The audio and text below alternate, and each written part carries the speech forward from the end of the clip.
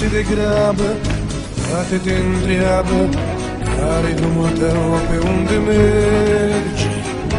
Unde ți-e credința, cum stai cu pocăința în viața aceasta ce alegi?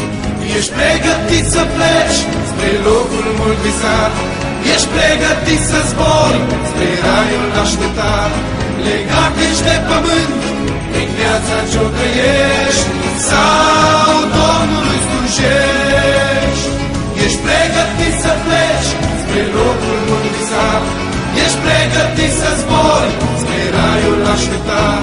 Legat ești de pământ prin viața ce-o trăiești, sau Domnului slujești.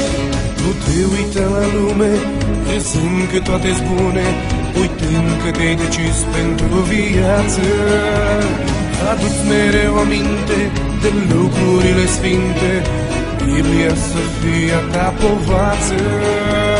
Ești pregătit să pleci spre locul mult visat, ești pregătit să zbori spre raiul așteptat. Legat ești de pământ prin viața ce-o trăiești, sau Domnului slujești. Ești pregătit să pleci spre locul mult visat, ești pregătit să zbori spre raiul așteptat. Legat ești de pământ prin viața ce-o trăiești, sau Domnului slujești. E putere, E putere, e putere, e putere, e putere în sângele lui Iisus Hristos.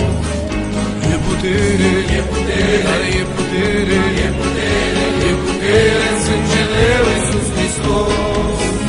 Nici dușmanul, nici dușmanul, nici dușmanul, nici dușmanul nu poate să flice viața. De ce? Pentru că în sângele lui Iisus Hristos este putere. Asta te cheamă Dumnezeu. Vrea să fii copilul său, să trăiești pe acest pământ, călăuzit de Duhul Sfânt. Hai să cântăm cu toții.